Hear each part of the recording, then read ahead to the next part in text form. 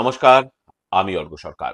কলকাতার সেরা HR consultancy তথা ফ্রি জব এজেন্সি রিক্রুটমেন্ট মন্ত্রার তরফ থেকে আজকে আমি আপনাদের সামনে যে আর্জেন্ট ভ্যাকেন্সিটি নিয়ে আলোচনা করব সেটি আমাদের ক্লায়েন্ট কোম্পানি সঞ্জীবানী গ্রুপের জন্য। আমরা আমাদের ক্লায়েন্টের জন্য খুঁজছি টিজিটি ইংলিশ এবং টিজিটি সায়েন্স টিচার।